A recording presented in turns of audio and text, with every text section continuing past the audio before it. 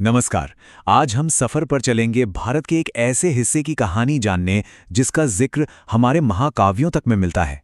एक ऐसी जमीन जिसकी रगों में ब्रह्मपुत्र नदी बहती है। जी हाँ, ये कहानी है असम की। एक ऐसा इतिहास जो सच में बहुत गौरवशाली है। कभी सोचा है महाभारत और पुराणों में जिन जगहों का जिक्र आता है वो आज कहाँ है? उनमें से एक भूमि का क्या हुआ? ऐसी ही एक जमीन थी जिसे हम आज असम के नाम से जानते हैं। तब उसे कहते थे प्राग ज्योतिषपुर। तो चलिए पता लगाते हैं कि इस महान साम्राज्य का सफर आखिर कैसा रहा। तो हमारी कहानी की शुरुआत होती है बहुत बहुत पुराने समय से। तब इस पूरे इलाके को प्राग ज्योतिषपुर के नाम से जाना जाता था और ये एक बहुत ही शक्तिशाली साम्राज्य का केंद्र हुआ करता था, कामरूप साम्राज्य। अब देखिए, प्राग ज्योतिषपुर सिर्फ एक राजधानी नहीं थी। नहीं, ये ज्योतिष और तंत्र मंत्र जैसी विद्याओं का एक बहुत बड़ा केंद्र था। सोचिए, इसका जिक्र महाभारत से लेकर पुराणों तक में मिलता है। यही बात तो बताती है कि उस दौर में ये जगह कितनी कितनी ज्यादा अहमियत रखती होगी।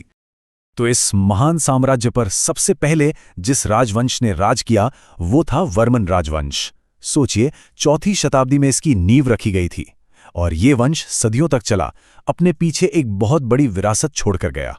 इस वंश के जो सबसे मशहूर राजा हुए वो थे भास्कर वर्मन। और उनकी सबसे बड़ी खासियत पता है क्या थी? उनकी जबरदस्त डिप्लोमैटिक स्किल। मतलब 7वीं सदी में जब उत्तर भारत में सम्राट हर्षवर्धन का डंका बज रहा था, तब भास्कर वर्मन ने उनसे दोस्ती कर ली और अपनी ताकत को मानो दुगना कर लिया।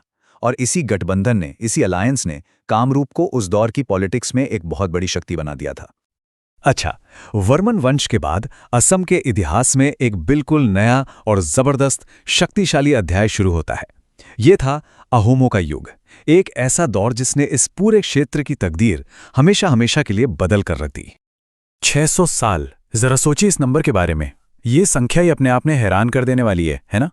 अहोम राजवंश ने करीब करीब 600 सालों तक बिना रुके अटूट राज किया और इसी वजह से ये भारतीय इतिहास के सबसे लंबे समय तक चलने वाले राजवंशों में से एक बन गया। पर सवाल तो यह है कि आखिर वो ऐसा कर कैसे पाए? तो इस महान साम्राज्य की नींव रखी थी राजा सुकाफा ने साल 1228 में। और देखिए, उन्होंने सिर्फ एक राज्य नहीं जीता था। नहीं, उन्होंने तो अलग अलग जनजातियों और संस्कृतियों को एक साथ लाकर एक बहुत मजबूत समाज बनाया। उन्होंने एक ऐसी एडमिनिस्ट्रेटिव व्यवस्था की नींव डाली जो इतनी कुशल थी कि वही उनकी लंबी सफलता का सबसे बड़ा राज बनी। सुकाफा के बाद भी सदियों तक अहोम अपनी ताकत बढ़ाते रहे। उन्होंने एक कमाल की व्यवस्था बनाई थी, पाइक सिस्टम। इसका मतलब यह था कि हर नागरिक जरूरत पड़ने पर एक सैनिक बन जाता था। सोचिए कितनी बड़ी ताकत होगी ये। और इसी मजबूत मिलिट्री और सोशल स्ट्रक्चर ने जन्म दिया लाचित बोरफुकन जैसे महान सेनापति को, एक ऐसा नाम जिनकी बहादुरी और स्ट्रैटेजी ने इतिहास का रुख ही मोड़ दिया। और बस यहीं से हमारी कहानी पहुंचती है सरायघाट के उस ऐतिहासिक युद्ध पर। साल था 1671, जगह ब्रह्मपुत्र नदी।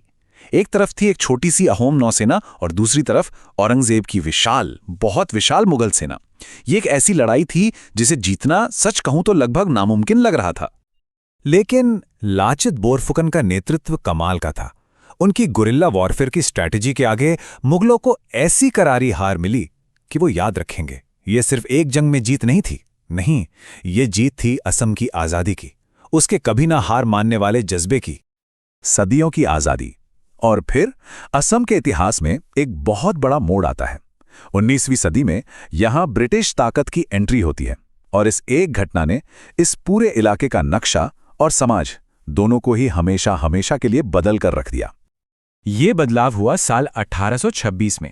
एक संधि हुई थी, यांडाबू की संधि, और इसी के साथ 600 साल पुराने अहोम शासन का फॉर्मली अंत हो गया और असम ब्रिटिश भारत का हिस्सा बन गया। अब ब्रिटिश राज का असर समझिए एक सिक्के के दो पहलुओं जैसा था। एक तरफ तो चाय, तेल और कोयले के उद्योग लगे, जिससे असम दुनिया के नक्शे पर आ गया। लेकिन इसका एक दूसरा पहलू भी था। चाय बागानों में काम करने के लिए सेंट्रल इंडिया से बड़े पैमाने पर मजदूरों को लाया गया। इससे यहाँ की डेमोग्राफी, मतलब आबादी का पूरा स्वरूप ही बदलने लगा और साथ ही स्थानीय संसाधनों का शोषण भी खूब बढ़ा। पर असम के लोगों ने गुलामी को चुपचाप सहा नहीं।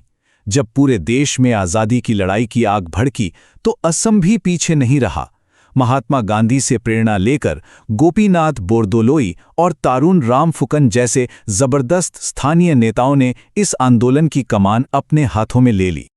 तो 1947 में भारत आज़ाद हुआ। असम के लिए एक नए युग की शुरुआत तो हुई, पर यह दौर अपने साथ नई चुनौतियां लेकर आया।